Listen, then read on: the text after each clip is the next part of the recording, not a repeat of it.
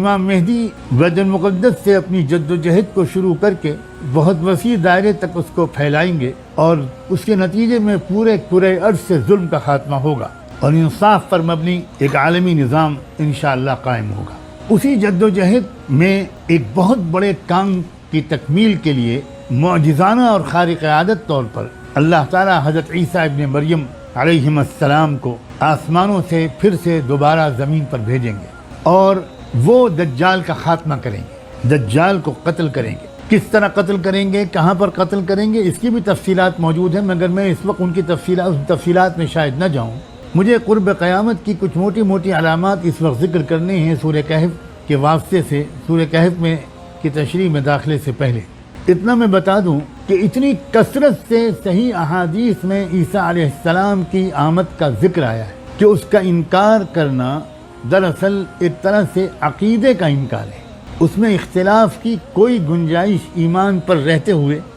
شاید بالکل نہیں۔ علماء سے خاص طور پر میری گزارش ہے کہ علامہ محمد انور شاہ کشمیری رحمۃ اللہ علیہ، جو پچھلی صدی کے عظیم ترین عالم تھے، جن کی علمی شخصیت پر شاید امت مسلمہ کے تمام باخبر حلقوں کا اتفاق ہے، عرب و عجم سب کا۔ علماء سے گزارش ہے کہ ان کی ایک کتاب التصریح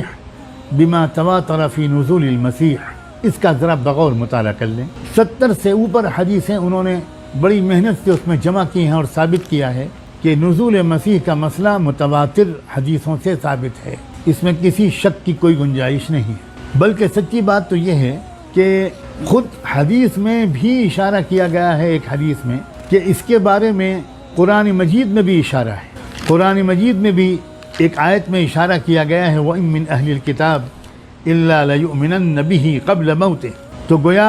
عیسیٰ علیہ السلام کے دنیا میں دوبارہ آنے کا تذکرہ خود احادیث میں موجود ہے۔ سیدنا ابو ہریرہ رضی اللہ تعالیٰ عنہ جب یہ روایت بیان کرتے تھے، وہ حدیث اللہ کے رسول کا یہ ارشاد بیان کرتے تھے جس میں آپ نے قسم کھا کے ارشاد فرمایا ہے، اور یہ یاد رہے کہ یہ حدیث بخاری اور مسلم میں آئی ہے۔ اس حدیث میں اللہ کے رسول نے قسم کھا کے ارشاد فرمایا کہ والذی نفسی بیدہ لیوشکن ان ینزل فیکم ابن مریم حکما عدلا فیکسر الصلیب ویقتل الخنزیر ویضع الجزیہ۔ اس پاک ذات کی قسم جس کے قبضے میں میری جان ہے، یقیناً قریب ہے کہ تم میں آئیں گے، نازل ہوں گے عیسیٰ ابن مریم ایک انصاف کرنے والے حکمراں کی حیثیت، پھر توڑ دیں گے وہ صلیب کو۔ یہ ذہن میں رہے کہ پھر توڑ دیں گے وہ صلیب کو۔ جس طرح ہمارے معاشرے میں ایک لفظ بولا جاتا ہے بت شکنی، اس سے مراد کسی پتھر کی مورتی کو توڑنا نہیں ہوتا، ایک نظام کا خاتمہ ہوتا ہے، ایک نظام کی طاقت کا کچل دینا ہوتا ہے۔ اسی طرح صلیب شکنی کا مطلب بھی علماء نے یہی سمجھا ہے کہ یہ جو ایک دور دنیا میں گزرا ہے صلیبیوں کی بالادستی کا، اس کا خاتمہ ہو جائے گا۔ تو اس موقع پر سیدنا ابو ہریرہ نے اپنی گفتگو کے آخر میں یا اس روایت کے آخر میں یہ بھی فرمایا کہ اگر تم قرآن سے اس کا ثبوت چاہتے ہو تو پڑھ لیا کرو سورہ نساء کی آیت وَإِن مِّنْ أَهْلِ الْكِتَابِ إِلَّا لَيُؤْمِنَنَّ بِهِ قَبْلَ مَوْتِهِ، یعنی عیسیٰ علیہ السلام کی موت سے پہلے سبھی اہل کتاب ان پر ضرور بالضرور ایمان لے آئیں، اور قیامت کے دن وہ لوگ ان کے بارے میں گواہی بھی دیں گے۔ ظاہر ہے کہ جب عیسیٰ علیہ السلام اپنی حقیقی شکل میں سامنے آ جائیں اور وہ اپنا تعارف کرائیں، اور کہیں بعض روایات سے مجھے ایسا یاد آتا ہے، کچھ ایسا بھی اشارہ ہے کہ تھوڑا وقت لگے گا، کیونکہ لوگ تو عیسیٰ کو خدا کا بیٹا اور خدا جانے کیا کیا سمجھ رہے تھے، لیکن جب وہ تعارف کرائیں گے کہ میں اللہ کا بندہ ہوں، میں اللہ کے کلمے سے پیدا ہونے والا اللہ کا بندہ ہوں، اور وہ کلمہ توحید لا الہ الا اللہ اور محمد رسول اللہ کے لوگوں کو دعوت دیں گے اور کہیں گے کہ میں نہ خدا ہوں نہ خدا کا بیٹا، تو پھر لوگ ان کو پہچاننا شروع کریں گے۔ اور ظاہر ہے کہ عیسیٰ علیہ السلام کی شخصیت کی محبت تو دنیا کے کروڑوں